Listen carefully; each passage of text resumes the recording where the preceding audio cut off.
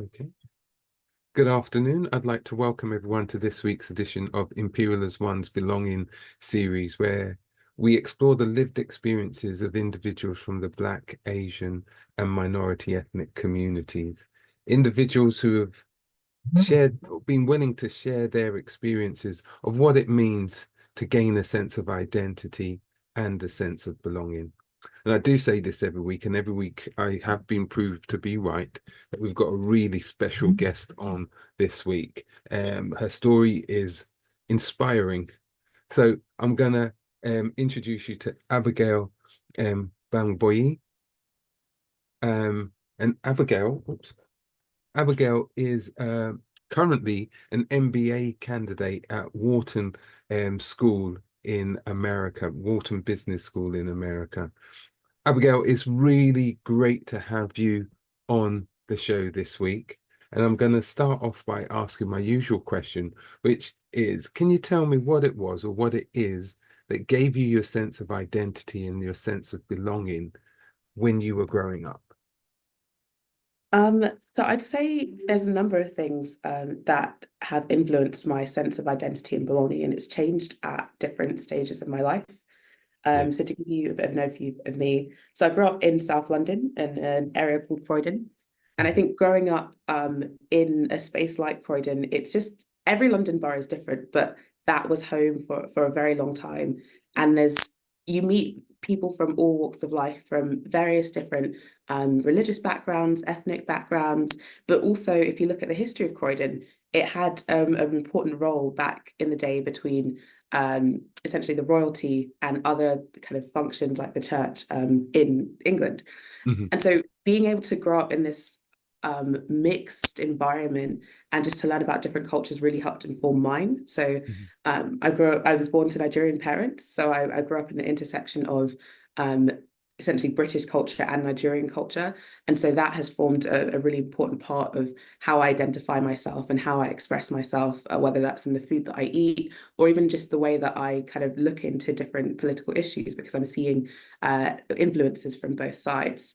I then went on to go to a secondary school where that this was a kind of a similar experience for other people, but for other backgrounds. So whether they were South Asian, Pakistani, Indian, Sri Lankan, it was really awesome to get an appreciation of the similarities and differences in the cultures that I found there. But I really found a sense of belonging in seeing that, in being that, it being growing up in an environment where you're straddled between the two cultures, and then you have to pick, which values you almost want to amplify more based partly on how culture and tradition is changing, but also on what you resonate with more. Because I would say, especially growing up as a female in a Nigerian culture, there are some elements of the culture that you don't necessarily want to embrace.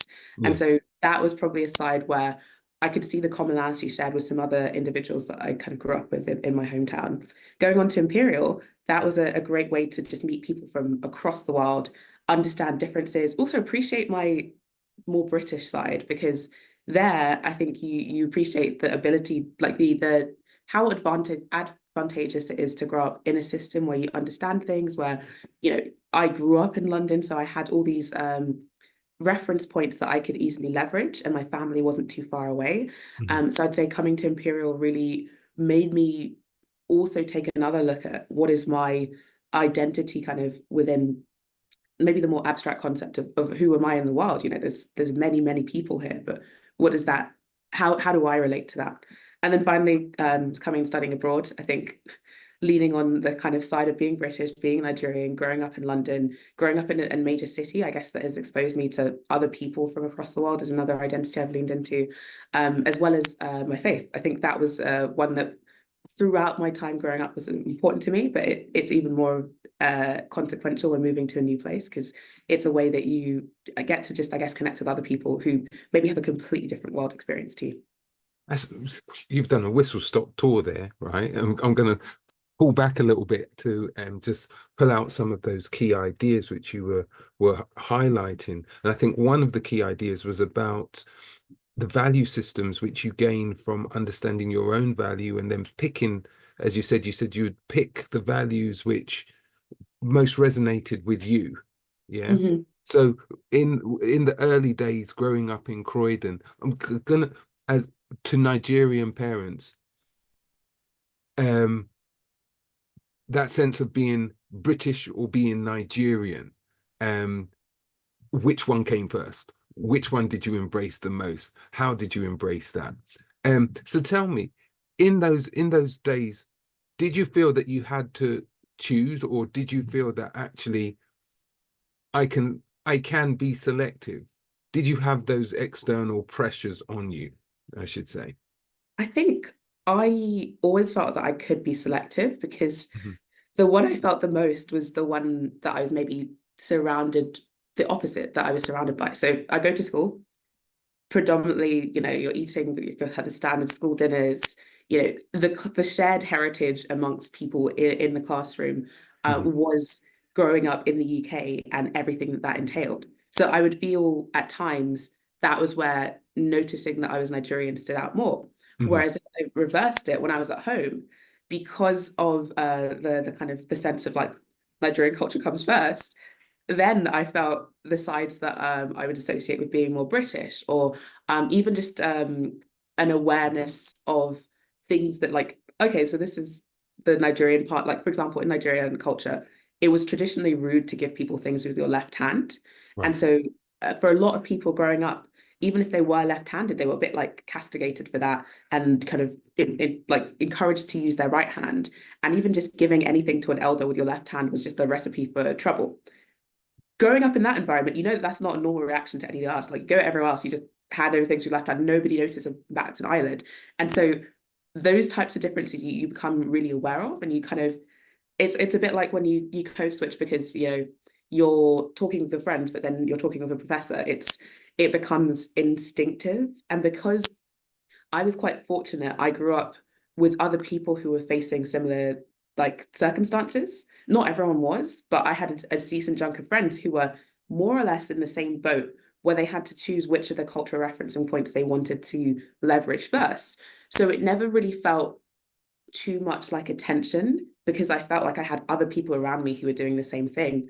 Whereas I guess now I'm older, maybe moving out from that kind of environment, having been in other environments, that code switching has felt less comfortable because it's like no one else is having to do this. No one else is having to, I guess, spend the mental energy doing this. And I felt that probably in spaces where I've been one of only, which has happened a lot pretty much since the age of 18. So one of only was typically being one of only Black people, one of only, like one of either the only or one of very few Black people in a space, particularly in the workplace, especially in my early working days. I'd say I was quite fortunate after university to join a firm where the number of like Black individuals also increased during the time that I was there. So it became less one of only. But then also when I went to Imperial, um, as many of you will know, that the gender ratio is not as it depends on the course, but in Mhm. some courses it's quite extreme. I was by far not in the most extreme version of that, but I was probably in a course with a gender ratio about 1 to 3, having come from an all-girls school. And then I was also one of 2 Black people in my entire year. So the kind of one of only theme was quite clear to me there. Also, because I chose to do some engineering insight programs, there the one of only was like very stark. I spent some 2 summers or at different engineering firms, and when you look around the entire office and you can count on 2 hands or even on 1 hand how many other women there are, especially how many other women who are not just like other interns. It is those are the times where doing that code switch does not necessarily feel natural because it's like, how much am I doing this to try and fit in and understand the culture that I'm now moving into versus because I want to and I'm celebrating my individual uniqueness. And normally it's the first one and it's not the I'm celebrating my uniqueness. Wow, that's you've covered so much in that one and one of only. That's the title of this week's episode, one of only, because from you mentioned that you went to in your secondary school, it was an all girls school, and then Yeah. that switch from the all girl. So you're saying that within the all girls school, you had a mixture because you said that you didn't realize or the race element didn't really kick in until post 18. So within your secondary school environment, you had a good mix. Yeah, so I'd say solid at least half of my peers at secondary school had a kind of a second background, like a second heritage that they had to factor in. Mhm, So for some people, it was their parents had immediately migrated to the UK. Other people, it had happened maybe a couple of generations ago, but they still had those influences. So mhm, that it was predominantly, I would say, a mixture of African countries, South Asian countries, and then a couple of people who had kind of European heritage. There are people who would say that their predominant heritage was like completely from the UK, like Ireland, Scotland, but that we had a solid, like at least half the class were factoring in being split between two cultures. So that's a really interesting dynamic. So within that environment, then it was multicultural. Yeah, Yeah. easily. And so you learn about lots of different cultures in that environment. Yeah. And then because you were all females, um, that there was, I suspect there wasn't that sense of we're limited, if that makes sense. I don't want to sound patronizing, but you know what I I, mean, that I would say growing up in the UK, I've met a lot of people who've gone to all female schools in South London, and I think the individual philosophies can really vary between schools. I don't mean right. to say that like anyone is trying to project necessarily a good or bad thing. But in my school in particular, I noticed that there was never a sense that like don't do engineering or anything like that. There was always a strong sense of if that's what interests you, go for it. We're going to Mhm, equip you with the skills and the tools. I then, a couple of years later, met other students who were also studying engineering at other universities, who'd also gone to all girls schools, who hadn't received anywhere near as much encouragement to pursue STEM subjects and who had received like rhetoric that essentially some subjects were like for like men and others were for women. mhm. And even kind of speaking to within my community as kind of a British Nigerian, I also encountered some of those perspectives at times that certain career paths were more geared towards men and more geared towards women. And I was maybe at times disencouraged from pursuing kind of engineering as an initial degree. I was fortunate to be stubborn and just kind of ignored that. And it didn't affect me too much. But I do know others who it was a hindrance and they eventually overcame it. But that type of mindset, I think when it's particularly at that young age where you're very impressionable, I think it can have serious impacts. I'm going to ask a quick question. I want to go back to some of the other stuff which you've already mentioned, but did you have role models at the time, women engineer or engineers who you thought, what was it that kind of like inspired you to say, I want to be an engineer? I would honestly say definitely probably not too many female role models. If I go back to actually what brought the idea and inspiration for engineering, I watched a lot of documentaries growing up.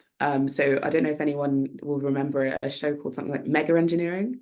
And it was they would literally take you to like massive dams. They would go to the construction of massive tunnels. They would talk about some of the complexities in building some of these massive feats of infrastructure.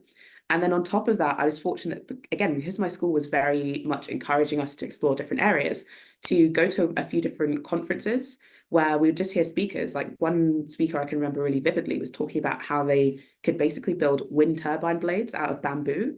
And it went a little bit into the kind of the engineering behind that, but also the thought concept that this is what the circular economy looks like. You can then take something like this and then turn it into furniture. And having the chance to access talks like that and just finding that I was very curious and that it was really interesting made me lean more towards engineering. And then I would say I was fortunate that I was able to encounter a couple of different programs. There was one that I found called, well, they came to my school actually. It's called Serious About Youth. And essentially, this engineer, I'm going to forget his name, but his first name was Paul. He worked, I think, he worked at, I forget where he worked, but he was just really passionate about increasing young people's participation in engineering, particularly from underrepresented communities. So he set Mhm. up this one and a half week course during one of the holidays where a bunch of different people from various different walks of life, some people had come from more like vocational backgrounds and were looking to pivot into something different. Others of us were literally sixth formers. And I think in the room was a number of women and a number of people from ethnic minorities. And that was just a really great chance to hear talks from various different engineering companies. And then what McDonald came along, they gave presentations. We ended up also building a structure, like we built concrete bases, we got a concrete pour, we built like structures out of timber. We were all on site, we were all on in PPE. It was a very immersive experience. And that was how I actually found role models that I kind of wanted to emulate. So Paul himself is a Black man. Sakthi was one of the people on his team. She is a South Asian engineer. Like both of them, absolutely exceptional, incredible people. But it was, and having also thinking about the people I met at McDonald's, don't remember their names, and they were from various different backgrounds. Like well, mostly they were all men, but various different racial backgrounds. That those experiences, to meet them and put faces to names and hear about their stories. And then also just to understand that there were other organizations like the Institute for Mechanical Engineering, IMEC-E, ICHEM-E, all those types of things, then deciding of my own volition to go to a couple of events at those places, that got me meeting more people who I could maybe relate to.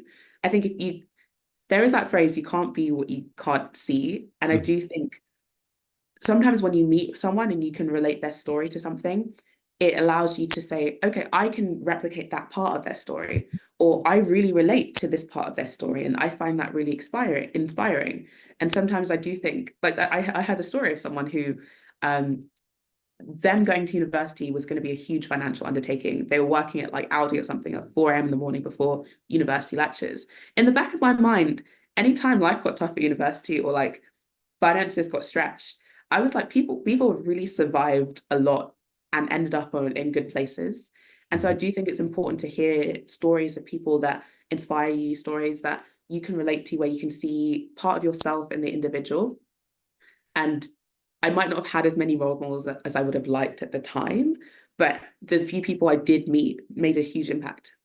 That's fantastic. So it was the initiatives and you taking the time to go and explore your curiosity Mhm, about the subject area, which helped you to say, confirm that this is what I would like to do.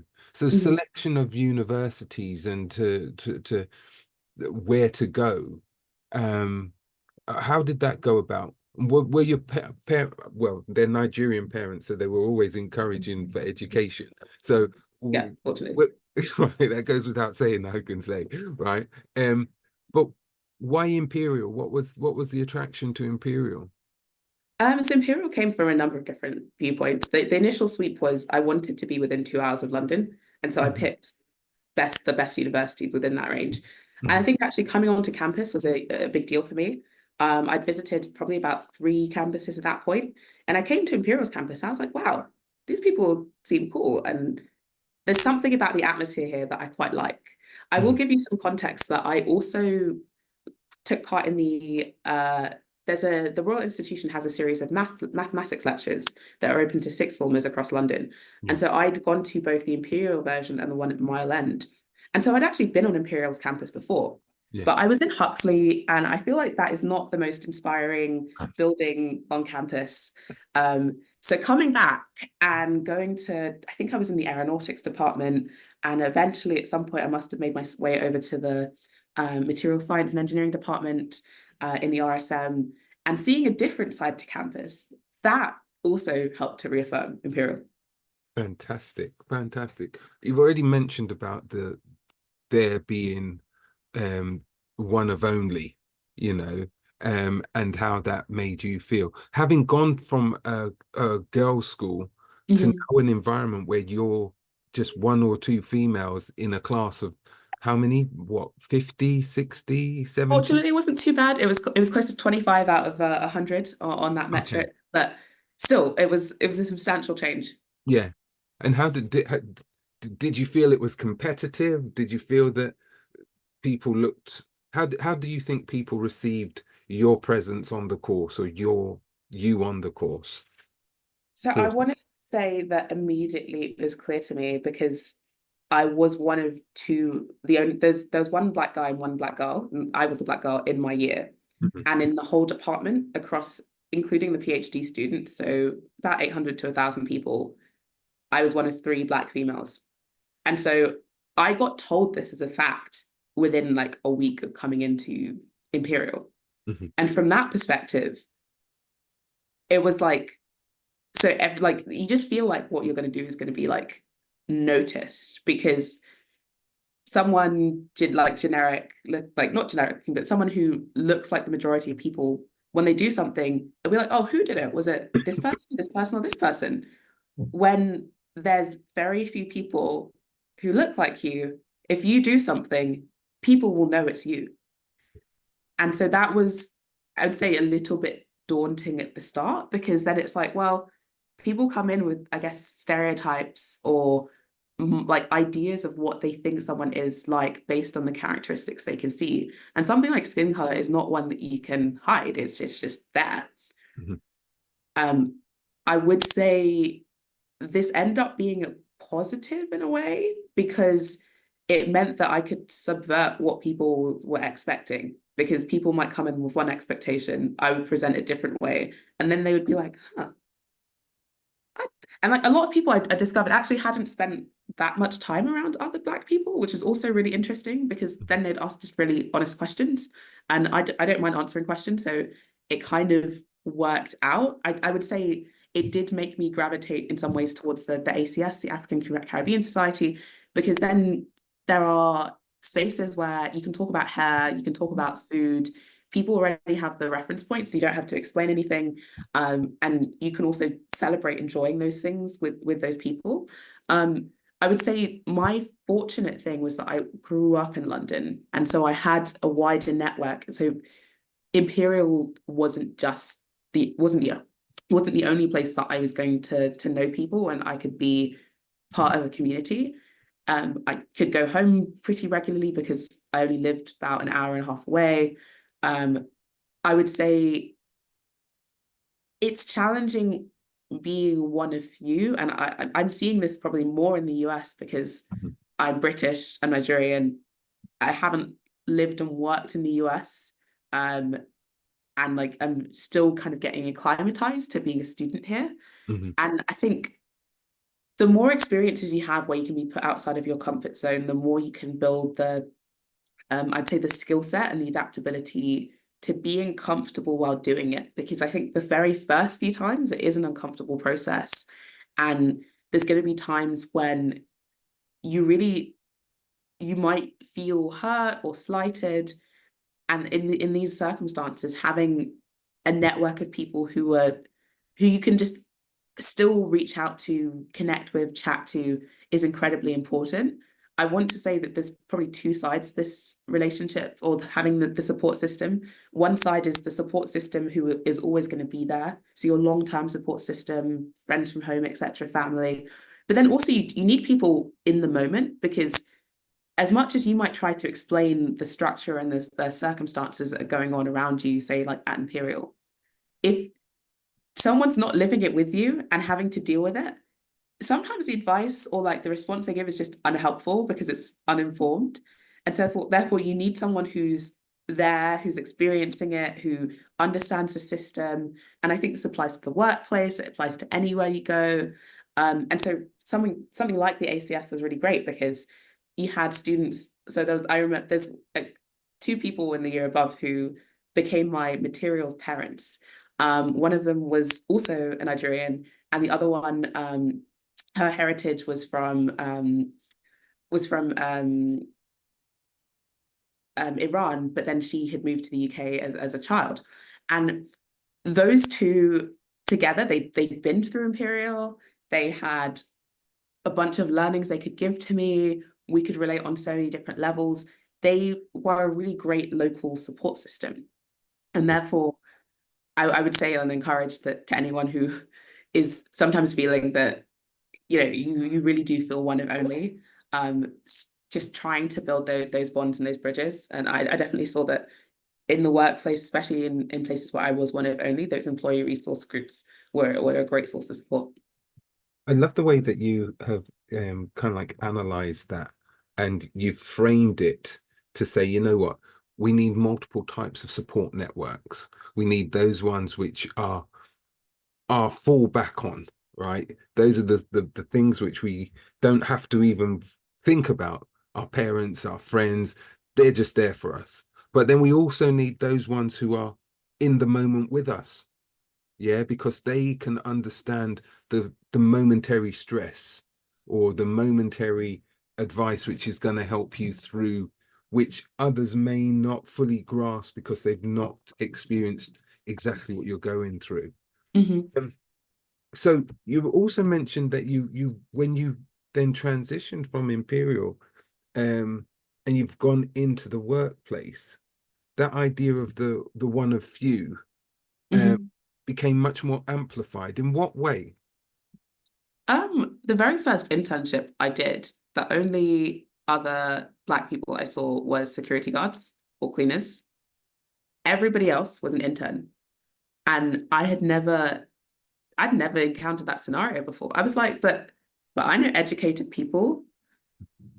Why am I here at this major organization and they're not, like, where are they? Yeah. And you do start to get this question of like, there are also other incidents that happened where people made some insinuations about some of the interns being diversity hires and undermining people's Credentials. credentials and abilities, despite the fact that like the recruitment processes were the same, etc.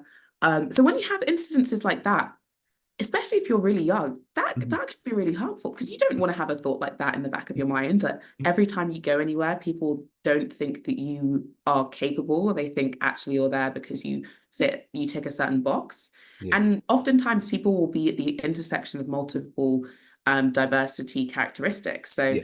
I mean, Black, like people from ethnic minorities are disproportionately in lower socioeconomic classes. So like there's so many intersections, and then you add on top gender, sexual orientation, etc., religious affiliation as well. So if that kind of insidious, whatever you do, you are still like you've been given a free pass is a really dangerous mindset and ideology to have in any environment. And so even just encountering it and like dismissing it, ignoring it, making sure that like that's not something that pervades, like that's still, for me, that was a very uncomfortable experience. Did anyone ever say to you that you're only here because of X, Y, and Z? No one said it to me directly, but I Okay. overheard some conversations about the whole group of people that because there was Oh, there's cohort. Yeah. yeah, about the cohort. Yeah. Oh my And the goodness. cohort was mixed. Like it wasn't just Yeah. students who were of African Caribbean descent. It was a mixed cohort, but there was some insinuations that part of the group.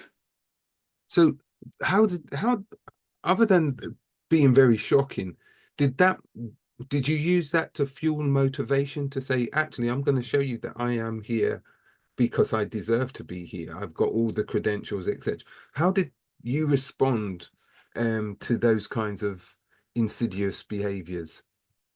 So I think there was a strong acknowledgement that I knew what I had gone through to get into the process. Hmm.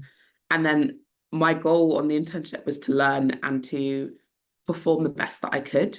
Hmm. So even if some people that's what their thoughts are, I don't like that is mental energy I don't need to spend. Instead, I should be trying to get to know as many people from many different departments, understanding what functions they do, understanding where I might be best suited to fit in, trying to build a relationship that I can maybe use leverage after the internship.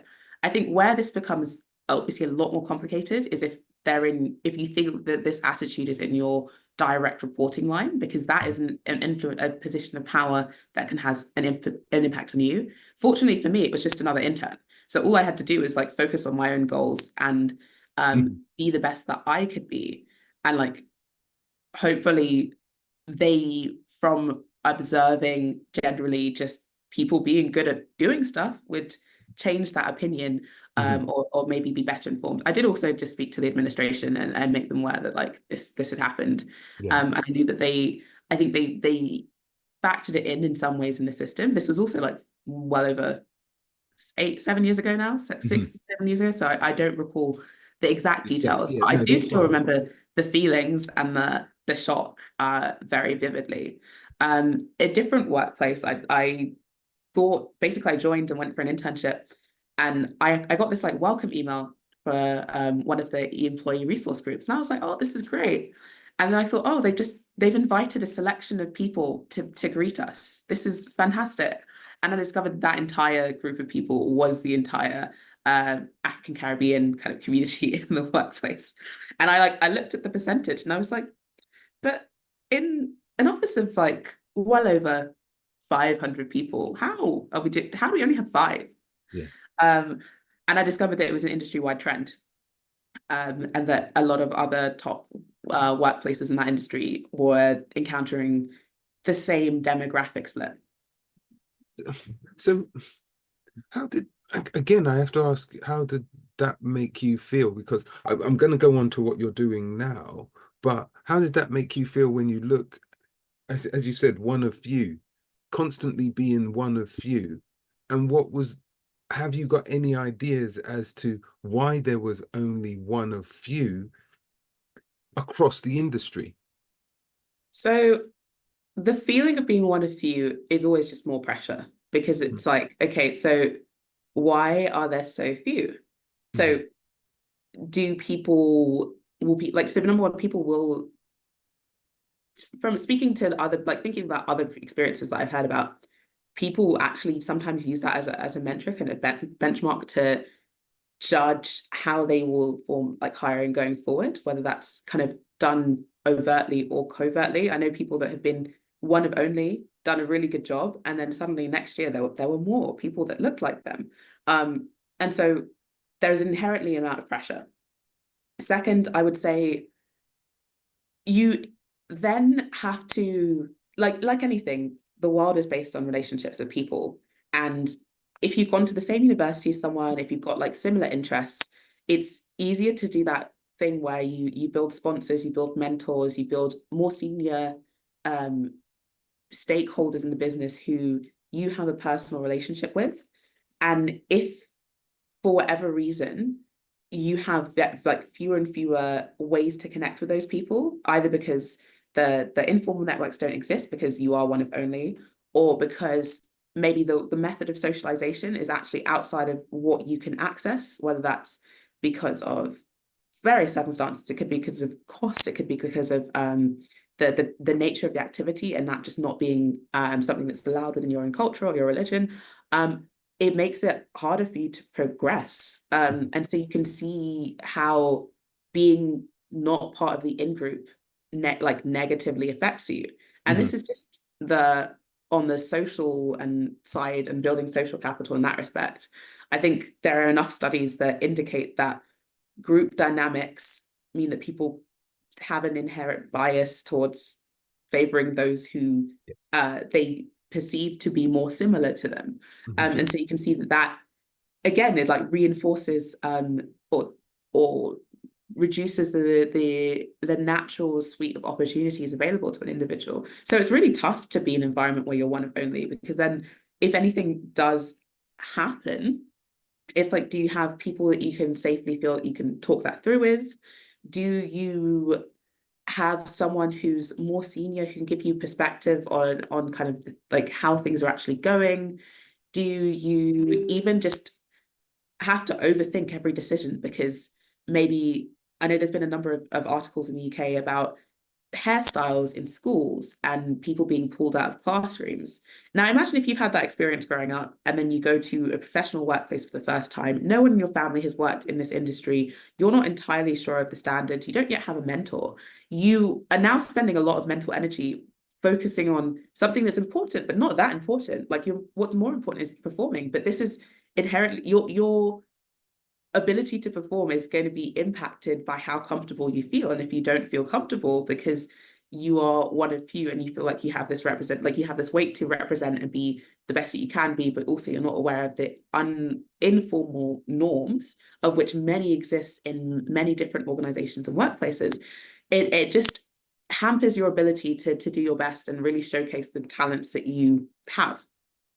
So clearly, from how you've spoken, you've thought about this a bit, right? Did you ever have any mentors, or uh, do you have external mentors? Because previously you mentioned about the fact that actually it wasn't, you had idea of your family support, but you also had the people who were supporting you as you were going through the experience. So were you able to, or have you been able to connect with other people within the industry who are more advanced, who you can now use as your mentors, your models, of where you can progress to?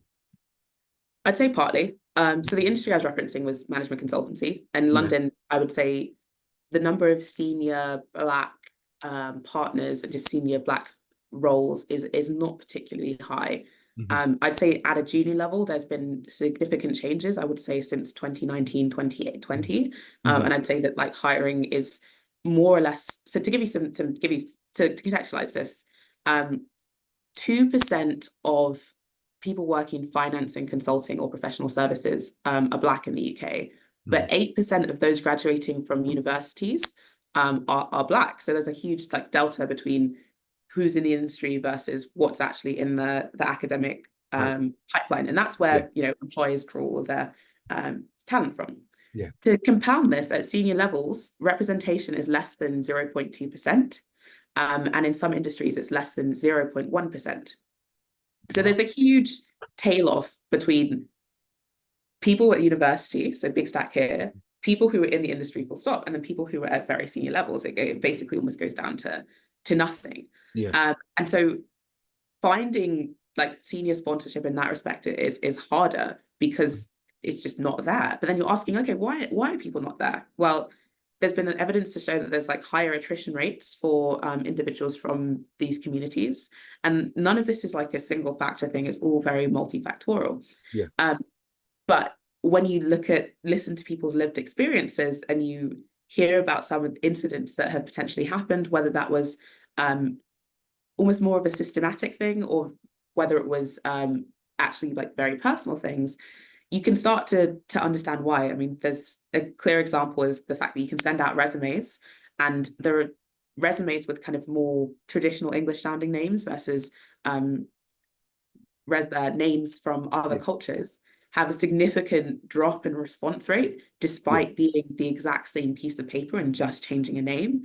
I believe that when it comes to AI recruiting, AI models have seen that female candidates in tech are like statistically less likely to get through. So when initial models have been trained, they've actually biased against females because that is what the data that was fed into the model to train it has Yeah. initiated. And so you can say that these are kind of what do you call it? In Direct.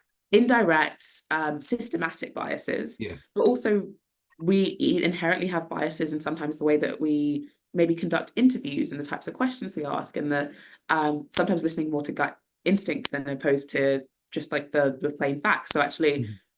instituting CV blind recruiting and other tactics that help to mitigate bias in recruiting processes, I think also is making a sizable difference. But there's still, even if you get people in the door, the attrition rate scenario is still an issue and Mhm. still something that companies really need to work to address.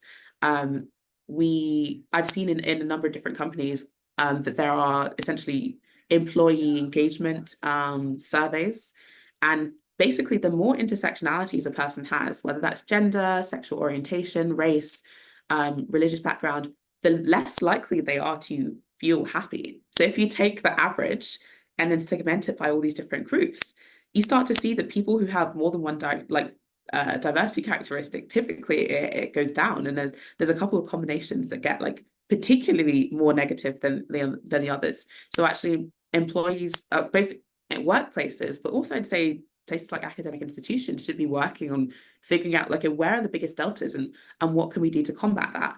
And a lot of the time, I think having programs of sponsorship, mentorship is really, really important. My previous workplace, just before I came and worked and started my MBA, had a really introduced a sponsorship scheme that I participated in.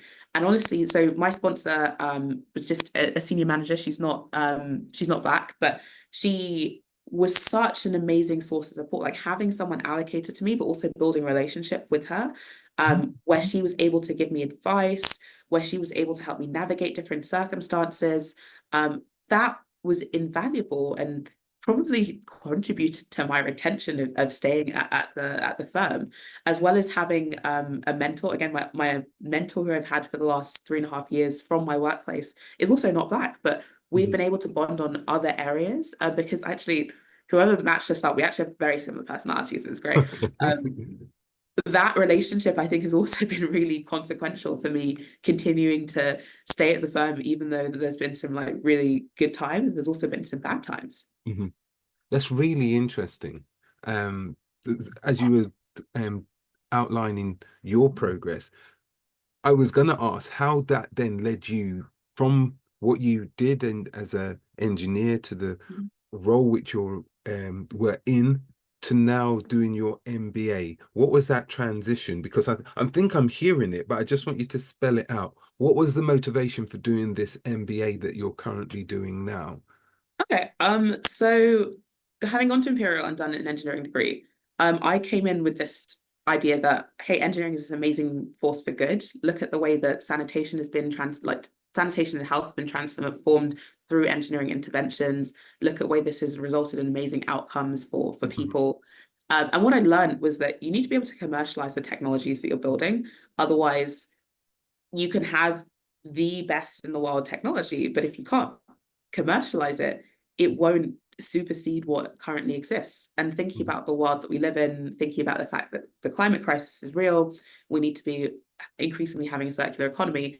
I kind of needed and wanted to understand what does that process look like. Across my time at Imperial, I also did a number of different clubs and societies and realized, so I really enjoy working with data. I enjoy working with decision makers. I enjoy meeting new people, and I enjoy learning.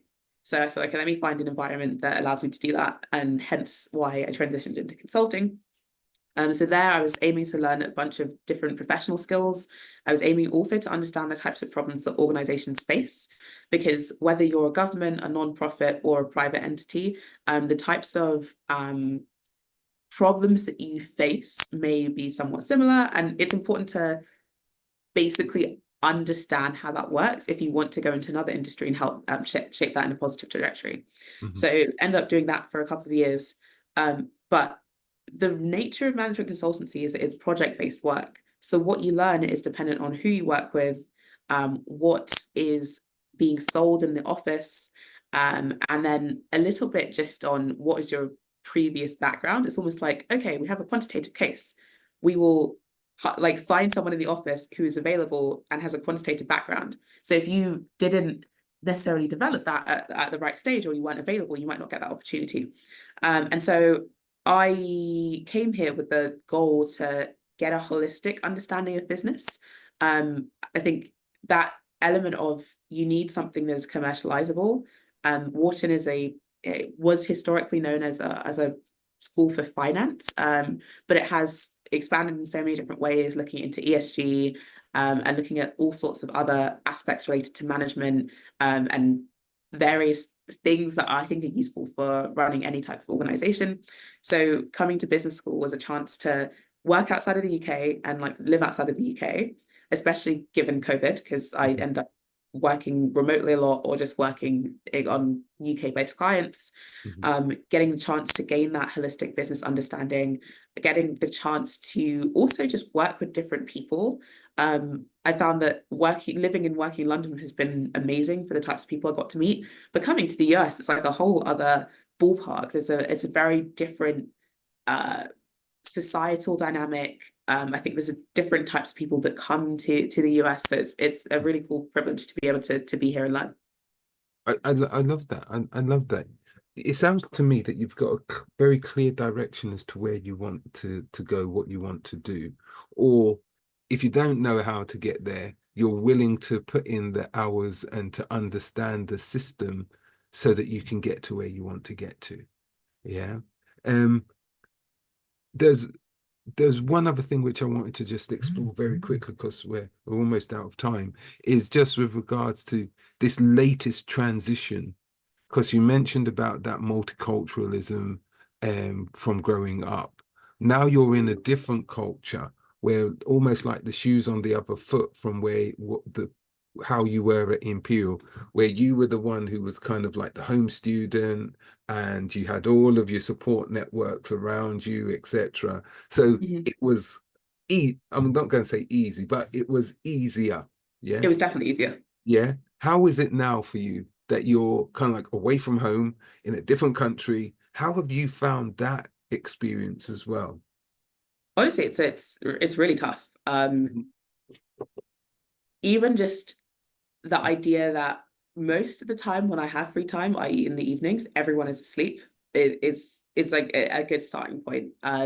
It's like the time that if I think about just the way days work here, if I'm in classes and lectures from most of 9 till 5 p.m., with a couple of breaks here and there, that time zone is actually in the UK 2 p.m. to about 10 p.m. Mhm. So people are kind of either in their work day or it's kind of getting to the evening, they're eating dinner, etc. And I'm solidly still in my work day. Mhm. So trying to reach out and connect has just been harder and tougher. I Mhm. think moving to a new place and not knowing anyone, that is never really an easy process, especially I think moving in the UK would be easier just because I know where Sainsbury's is, I know where Argos is, Yeah. Amazon Prime still works. This is all great. Moving to the US, it's like, well, this is a walkable city, and yet this is significantly less walkable than London. There's less opportunities for public transport. Um, if I want to buy milk, I can't get like a tiny little container that I could get at Sainsbury's. No, I have to buy something that I may not be able to finish. It's like small things like that can be more exhausting because you have to really just reconfigure your life. Yeah. The other thing is that here the culture around jobs, recruiting, networking is very different. I feel like in the UK, actually, even though there are still systematic biases, I can apply to basically any job and I don't need to know anyone on the inside. It will be just fine. Here, it is people have been advising you need to have a personal relationship with recruiters. You need to constantly be talking to alumni, etc. And it's not that I wasn't doing this in the UK, but the intensity to which you have to do it here is it's just unlike anything I've seen before. And not knowing how a system functions like this, still trying to get up to grips with even just living in a different way because it's not the same as what it would be like in Europe, etc. Um, it is a much tougher environment to be in, let alone finding a sense of community when people have grown up in, I guess, a very different context. Mhm. Sometimes it can just be really fun to, connect with people over this having similar childhoods, but actually when your experiences of that those types of things are actually quite different, you Yeah. then have to find other things to bond over. So it's very much still a process. I'm fortunate that I did a semester abroad during Imperial, and that taught me a lot of the reality about like loneliness. Like I don't think I'd felt or understood what loneliness or lack of belonging had meant because I had met many friendly people, but people who are in their regular um environment have a there's an easiness to the way that you can live your life. Whereas when you're newer, there are it is just inherently harder. Yeah. So going and meeting really cool people, it took me like 3 months to actually feel like, oh, like I have groups that I belong to. I'm not just here and people aren't just friendly. Like I actually belong when I did the semester exchange. So now it's for me, it's 2 months in and I definitely have friendly people. It helps that because I'm a student, everyone else is also kind of like new-ish. Whereas when I was an exchange semester student, I was a final year student, all the other final year students were very, very busy. And so actually most of my friends ended up being like more junior students. Yeah. Here it helps that like a lot of people are new and they're going through the same thing, either moving from a different city in the US to moving here or moving from abroad to moving here so we can like bond over those shared experiences. But it just like anything, the friend having a friend that you've had for 5 years is very different from having a friend you've had for 5 days. Yeah. And so I definitely feel that. Yeah. I, I, I think the thing which I was going to ask you about was your support network, but you did kind of like mention to say that you're now in the process of reconstructing your support network. Yeah. And yeah, and you've Mhm. had to do that because one, because of where you are, and I suppose it's much more difficult now as well, as you were highlighting, because of the time difference. Even if you want to speak to your family, or you'll have to get up extra early, or they'll have to go to bed extra late in order for you to be in the same kind of Yeah. time frame, and that in itself can be challenging, you know. Um, but I'm going to start winding up. And so I'm going to ask you my final two questions. And those two questions are, um, what advice would you have given to your younger self? Would be the first question. And what do you think your younger self would look at you now and say, wow? I think probably the biggest advice I give to my younger self is like, just you are enough. Like, you are like just a message of like pure self-love. Because I do think growing up, and even though I did have this resonance with Nigerian culture, with being Black, with being female, and there were lots of good times, I also do think there were times when I kind of was like, but why could I not be more like the people I saw around me? Or why couldn't my Mm, hair be more like that? And so actually a message of just like you embrace the uniqueness and mhm, the like who you are, and that heritage, and you're going to discover really fun things about that. Would probably be one message. Um, and then I think at every stage of my life, I think I would have, if I said to my younger self, like, oh, like, you're gonna get into Imperial, I'd been like, wow, okay. And if I said, okay, you're gonna go work in management consultancy at this firm, I would have been like, really? Wow. And if I said you're going to go study abroad twice at two really amazing universities in the US, I also would have said, wow. So I think every time I just like I think back at like what would my younger self have thought of where I am now, in the good and the bad, I think my younger self would have said like, wow, you, yeah, you it's did been it. You cool. got there. Yeah. Yeah. Fantastic. It's been really, Abigail, it's been really, really lovely having this conversation with you. You've really expanded, and there's a couple of concepts which you really brought home with those concept of having those shared experiences, and how that those shared experience help you to gain that sense of identity and sense of belonging. And if they're missing, something's missing from that sense of who you are, and do you belong within those spaces. So it's been fantastic, and want to wish you all the best with your studies. How Thank long you. are you there for? Another 2 years. Oh my, oh This is my. just the start. No, it will go very quickly. It will go very quickly. But what do you want to do once you've finished your studies? So still very much exploring that, Okay. exploring which geography, exploring exactly what kind of industry and function. I think the amazing thing is that there's a lot of chances to learn and test things out Mhm, here. So mhm. maybe I'll come back to you in 2 years with that. Okay, definitely. We will. I'm going to write that down. 2 years time, check up, see what she's doing. Where is she? Yeah. So that's really brilliant. So I'm going to just say another really big thank you, and give a shout out for your experiences, and for allowing us to share those experiences with us. It's been really fantastic hearing your story. Thanks for the opportunity. No, that's brilliant. So I'm gonna just share. Now we're going on summer break. Um, we are on summer break, so we're not gonna have a belonging next week. We're not back until about the 13th of September.